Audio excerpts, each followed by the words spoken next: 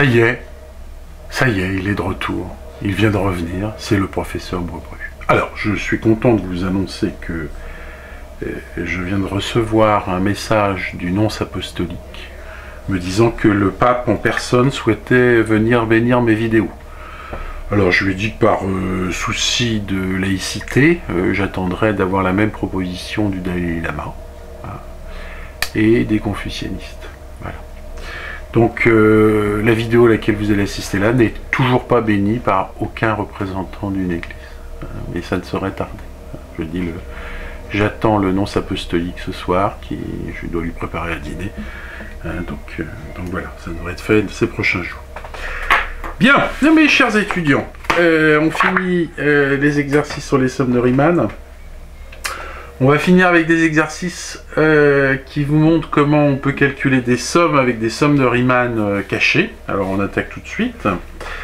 On considère UN égale CH de 1 sur racine de n plus 1 plus CH de 1 sur racine de n plus 2. Alors on sent bien qu'il y a du Riemann là-dessous. Mais si vous commencez à bricoler un peu, vous allez voir que c'est pas simple, surtout que on retire n. Alors l'idée, c'est d'écrire cette chose. Vous voyez, j'ai n termes, donc en fait je vais distribuer le n, je vais mettre -1 sur chacun des termes, et donc je peux écrire cette somme sous la forme somme de k égale 1 à n de ch de 1 sur racine de n plus k moins 1. Alors l'idée, c'est, bon, écrit comme ça, c'est pas simple d'avoir une somme de Riemann. Donc l'idée, c'est de dire que quand n va tendre vers l'infini, cette quantité-là va tendre vers 0, quel que soit k. Et ch en 0, ça vaut 0. Donc l'idée, donc le -1, on voit qu'il est là, ça vaut 1, pardon, donc le -1 est là pour tempérer en 0, pour dire qu'on va sommer les quantités infinitésimales. Et donc l'idée, c'est d'étudier le comportement local de cette somme-là, de ce terme-là. Alors, qu'est-ce que je sais de CHU? Ben, CHU, c'est une gentille fonction, elle possède un développement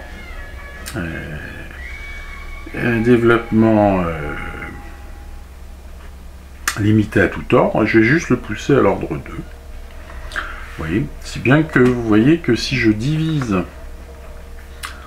CHU moins 1 par U carré, et bien ça va tendre vers 1,5. Oui, quand U tend vers 0. Et donc ce que je dis, c'est que bien si je fixe un epsilon supérieur à 0, bien il existe un U0 positif,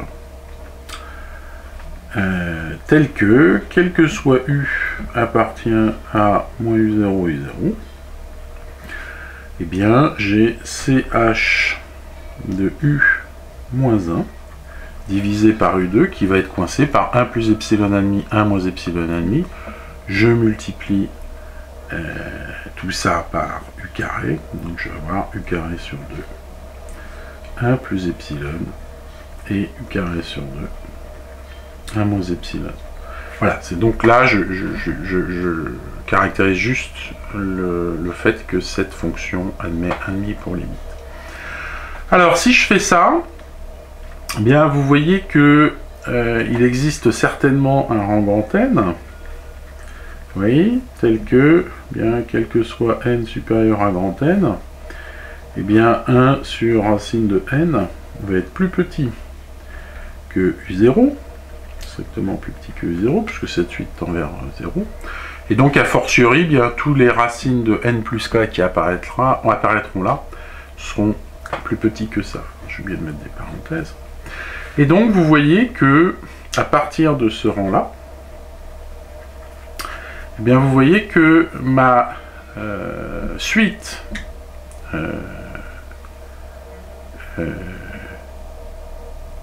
UN, bah, je peux écrire que quel que soit k égale 1 jusque n, eh bien CH de 1 sur racine de n plus k moins 1, pardon, ça va être coincé par, eh bien, ça au carré divisé par 2, c'est-à-dire, alors je vais peut-être garder le 1 moins epsilon, je sais pas si je vais mettre le 1 plus epsilon à gauche. Donc U au carré sur 2, le U, bah, c'est cette quantité-là, hein. Donc ça me fait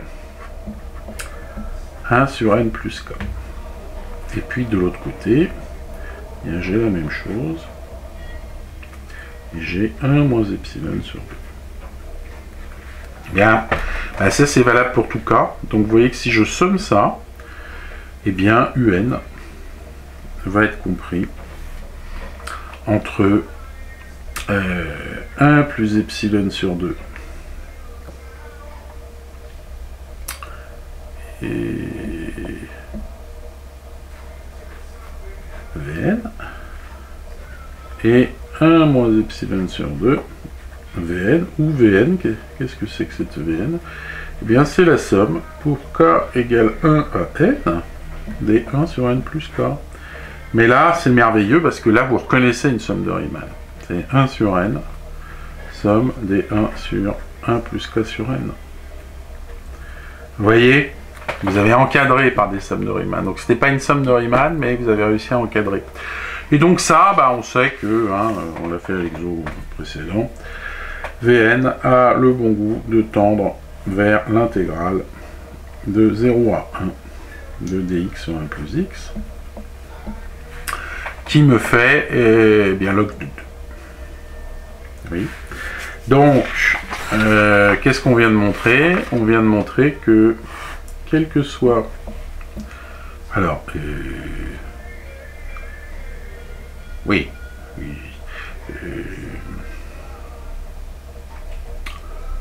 Oui, comment je vais l'écrire? Pour que ça soit vraiment propre. Bien, pour que ce soit vraiment propre. Parce que, en fait, vous voyez le problème. Je vais vous expliquer pourquoi je... Si vous faites tendre Vn vers n vers l'infini, ça tend vers log de 2, ça aussi. Mais là, vous êtes coincé entre 1 moins epsilon sur 2 log de 2 et 1 plus epsilon sur 2 log de 2. Ça ne garantit absolument pas qu'un converge. Je ne peux pas parler de UN. Donc, ce que je dis, c'est que, je vais l'écrire plus proprement, ce que je dis, c'est que comme Vn tend vers log de 2, eh bien, il existe un n' plus grand que n. Bon, n, c'était celui à partir duquel je peux coincer ça. Tel que, eh bien, Vn soit coincé entre 1 plus epsilon log de 2 et 1 moins epsilon log de 2. Oui. Et donc vous voyez que quel que soit c'est quel que soit n plus grand que n'. Donc quel que soit n plus grand que n', eh bien là je peux y aller. J'ai 1 moins epsilon au carré log de 2 sur 2, qui est plus petit que ça, donc qui est inférieur à un, et qui lui est majoré par 1 plus epsilon carré sur rien du tout, log de 2 sur 2. Voilà, là c'est très propre. Et donc qu'est-ce que vous venez de montrer? Eh bien, vous venez de montrer que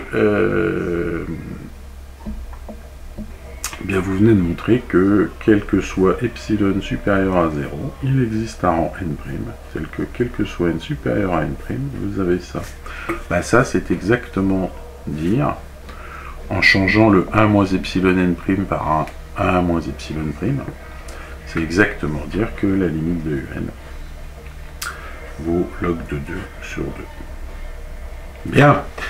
Alors l'exo suivant, bah, c'est exactement la même idée. Hein. Ce coup-ci, vous prenez le cosinus. Je vais peut-être vous le laisser faire. Hein, je ne sais pas.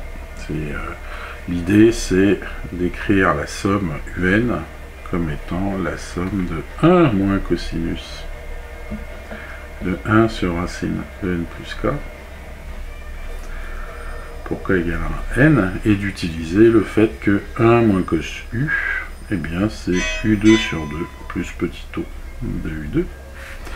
Et donc bah, vous recommencez. 1 moins cos u sur u2 étant vers 1,5, etc. etc. C'est exactement la même chose. Bien, on passe à l'exo suivant. Là aussi, il y a une somme de Riemann déguisée, mais celle-là, elle est presque visible. Hein. Et donc vous allez voir que c'est pas grand-chose du tout. Donc je me donne une application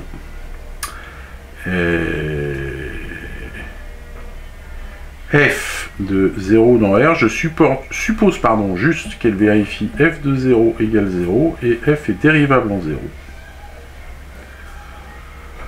Avec f' de 0 différent de 0. Bien, alors que dit le théorème de Taylor-Young? Ben, il dit que dans cette circonstance-là, vous avez un développement limité en 0. f de x, c'est f de 0 plus x fois f' de 0 plus petit o de x. Oui. F de 0, c'est nul, et f' de 0, c'est certainement non nul. Donc vous avez f de x qui est équivalent à x f' de 0 en 0. Voilà, essentiellement les hypothèses servaient à ça. Alors pourquoi j'écris ça? Eh bien parce que vous voyez que un, alors si vous appliquez ça en x égale pi sur n, eh bien vous voyez que f de pi sur n va être équivalent à pi sur n f' de 0. Mais comme les équivalents se multiplient, bien vous voyez que un va être équivalent à f' de 0 pi sur n, somme de k égale 1 à n-1 de 1 plus cos k pi sur n. C'est formidable. Bon, on l'a vu dans l'exercice précédent, mais vous voyez que ça ne coûte rien de rajouter 1 ici. Ça ne coûte rien de rajouter le terme qui manque ici, puisque vous avez 1 sur n de quelque chose qui va tendre à n constante. Donc je peux tout de suite l'écrire là, et là vous reconnaissez une somme de Riemann. C'est la somme de Riemann de la fonction, je l'amplifie, de 0pi dans R, et qui a x à ceci. 1 sur 2 plus cos x. Oui, c'est exactement la somme de Riemann de ça. Donc, eh bien, je sais que cette suite-là, elle tend vers l'intégrale de 0 à pi de dx sur 2 plus cos x. Oui. Et donc, bah, je vois que un va tendre vers f' de 0 fois cette intégrale. Je vais l'appeler i. I étant, vu que c'est une fonction continue, i est bien fini. Elle est non nulle, hein. La fonction est positive et ne s'annule pas, donc son intégrale risque pas d'être nulle. Et donc il reste à calculer i pour faire proprement les choses. Eh bien c'est comme vous voulez. Moi je ne suis pas méchant, je peux tout faire. Voyez. Alors, on sait qu'un truc comme ça, on va travailler proprement encore. L'analyse nécessite beaucoup de propreté, de la précision certes, mais de la propreté. Vous voyez que on sait que pour calculer ce genre de primitive, il faut faire des changements. Il y a un changement de variable brute qui marche à tous les coups, qui est u égale tangente x sur 2. Seulement le problème, c'est que si vous faites ce changement de variable, mes amis, vous allez avoir pi sur 2 et tangente n'est pas définie en pi sur 2. Donc c'est là qu'il faut travailler proprement. Dire que i, c'est la limite quand alpha tend vers pi moins de l'intégrale de 0 à alpha de dx sur 2 plus cos x. Alors pourquoi est-ce qu'on fait ça? Bien parce que si je prends alpha strictement inférieur à pi, ce coup-ci je peux faire mon changement de variable. Donc je vais faire mon changement de variable sur cette intégrale-là, et ensuite bah, je vais passer à la limite. Alors allons-y, je pose u égale tangente x sur 2, de sorte, en fait, le vrai changement de variable, c'est x égale 2 arc tangente u, donc j'ai dx qui vaut 2 sur 1 plus u2. Et ben, je sais, grâce à, à la formule de trigonométrie très célèbre, que cosinus x, c'est 1 moins u2 sur 1 plus u2. Et ben, c'est formidable, parce que devient l'intégrale de 0 à alpha de dx sur 2 plus cos x?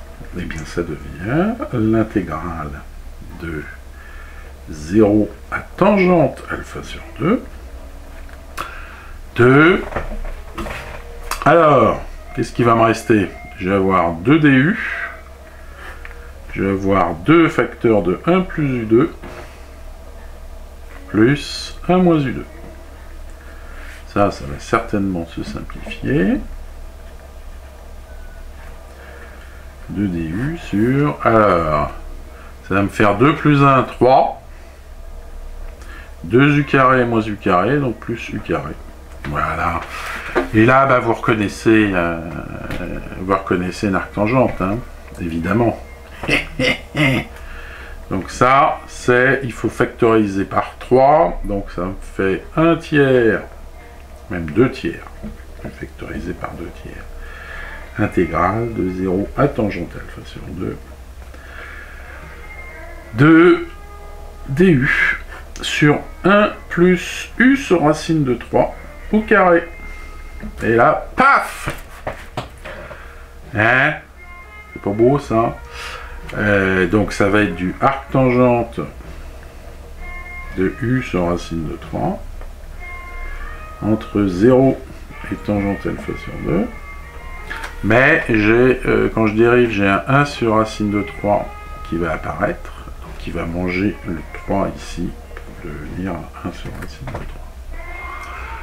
Bon, et bien, donc ça pour finir, c'est 2 sur racine de 3, arctangente de tangente alpha sur 2 sur racine de 3. Bien, et bien il n'y a plus qu'à passer la limite. Quand alpha tend vers pi, tangente pi sur 2 tend vers plus l'infini, parce qu'on tend par pi moins, et arctangente de plus l'infini, et bien c'est pi sur 2. Et donc du coup, i va être égal à pi sur 2 fois 2 sur racine de 3, c'est-à-dire pi sur racine de 3. Et donc, bah, vous déduisez finalement, pour l'exercice, que un est équivalent à f' de 0, pi sur racine de 3. Et voilà. Bravo la science, bravo les hommes, bravo les femmes. Vous remarquez que cette fois-ci j'ai dit homme en premier. Hein. Bon, vive les femmes quand même, vive les hommes, vive les enfants. Voilà. Vive les filles et vive les garçons. Vive les grands-pères et les grands-mères. Vive tout le monde, quoi. Hein, vous voyez, comme ça, on a d'emmerde avec personne. Hein, en disant ce genre de choses. Bon, allez, j'espère que ça vous aura intéressé. Donc, un dernier commentaire sur les sommes de Riemann. On peut en faire à l'infini. Hein. Mais là, cette variété d'exercices vous montre comment se ramener à une somme de Riemann, alors qu'a priori, ce qu'on vous a donné n'en est pas une. Voilà, mes chers étudiants, je vous dis à bientôt. Bye bye.